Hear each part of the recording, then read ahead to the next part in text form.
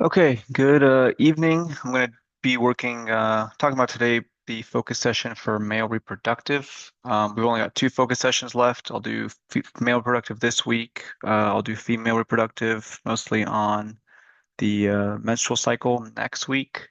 And then after that, we are done. The only other thing I want to announce is that we will be having our open lab next Monday from 3 to 6 p.m. Um, at Phoenix College. So if you are one of the online students and you are in the area, you're welcome to attend that session as well, along with any of our in-person or hybrid students. And if you have any classmates that are in Bio 202 classes that are not in Dr. Curley's class, they are also welcome to attend the open lab on Monday between 3 and 6 p.m.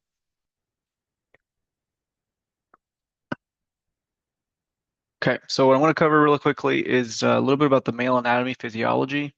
And since we're just starting male anatomy in lecture, kind of want to go over some of the things that you should pay attention to as you work through your notes and to kind of prepare you for the test.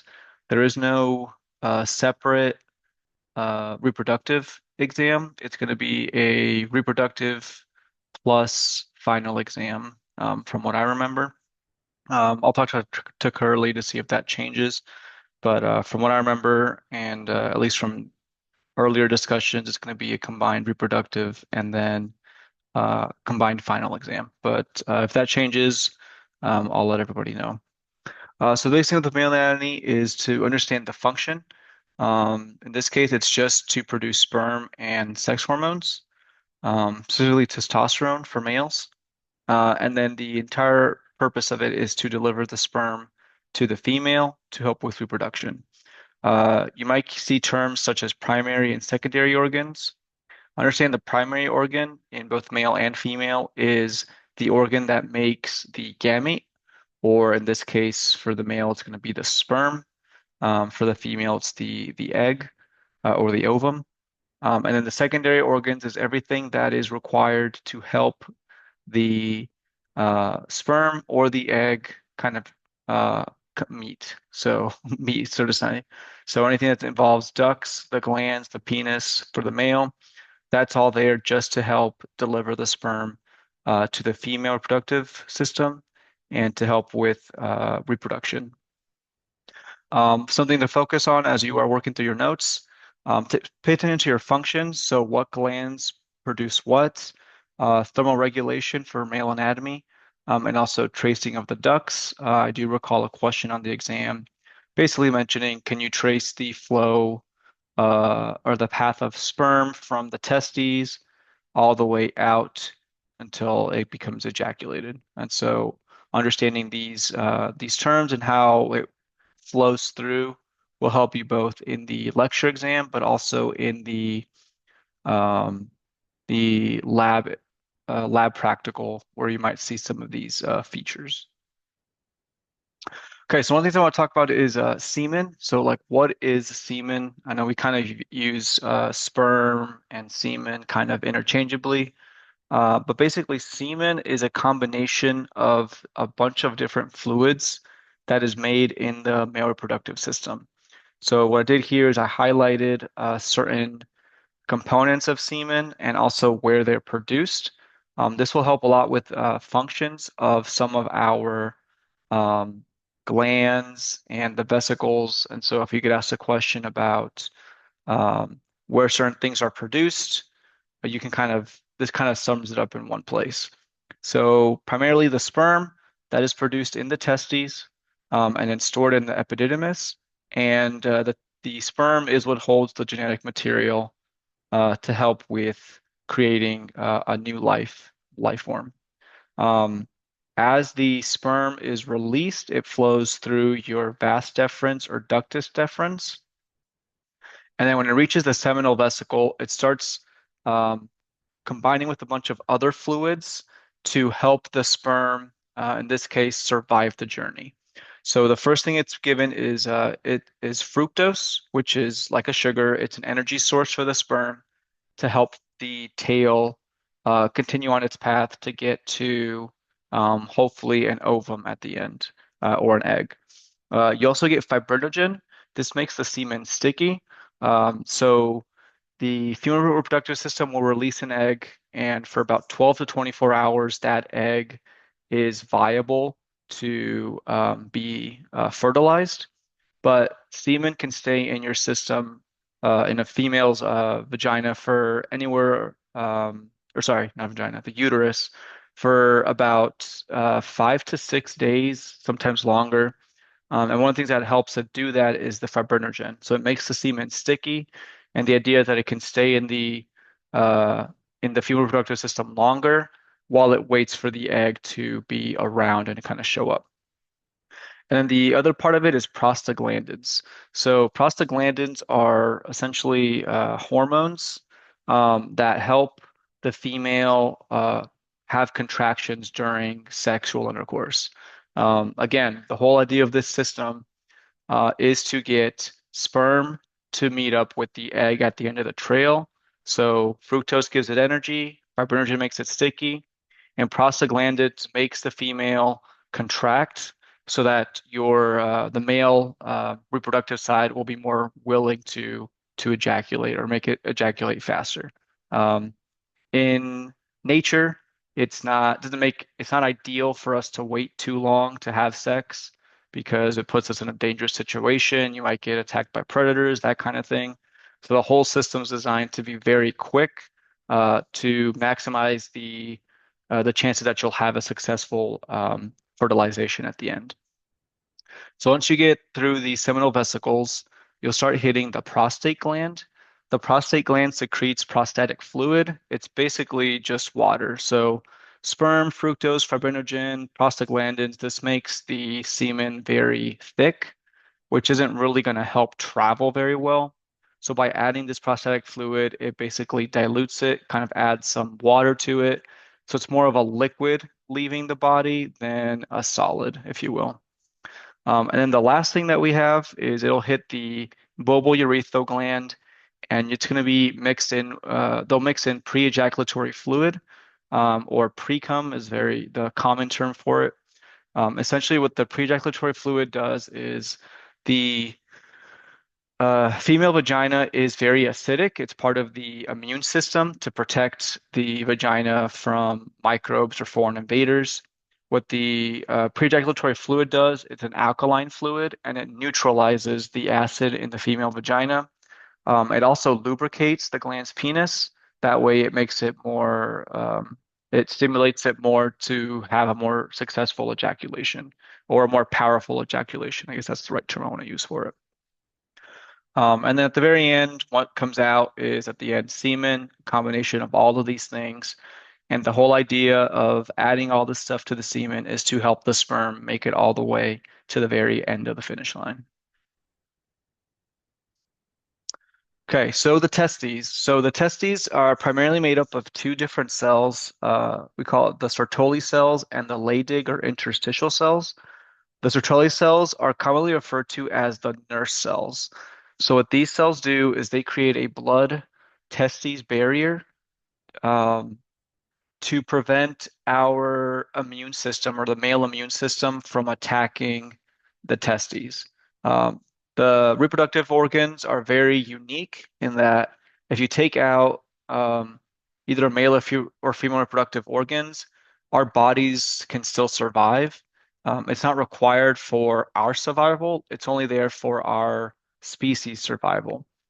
Um, and if you recall that a lot of our sperm are haploid, so they only have half the amount of chromosomes that our normal cells do. So if the immune system was allowed to penetrate into the testes, it would identify our sperm or male sperm as not as a foreign invader, and it would actually attack the sperm cells. So their Sertoli cells are there to divide our blood vessels from the testes, and that prevents our immune system from attacking the our testes, our sperm in this case. And then the Leydig cells, these cells produce testosterone and are also involved in the production of sperm. We call them spermatogenic cells. Um, One of the questions that I want you to focus on as you go through your studies is How does sperm form and then leave the seminiferous tubules? That was a question on the last exam, so I recommend taking this question and trying to find the answers as you go through the notes. Okay, and then the last topic I'm going to cover for male reproductive is spermatogenesis. Essentially, what this is the process of the spermatic cells or sperm cells dividing and eventually becoming what we refer to or we commonly know as the mature sperm. A lot of where your notes start is this portion here where you have the type A and the type B cells, which in your image here is involved in this part here where it says spermatogonium. So what happens first is that recall that we have two different ways of dividing our cells. We have mitosis, which is essentially a copy for copy of a cell. So one cell will copy itself 100%, and now you have two cells with the same genetic material. Meiosis is where that cell will actually split its genetic material in half when it divides.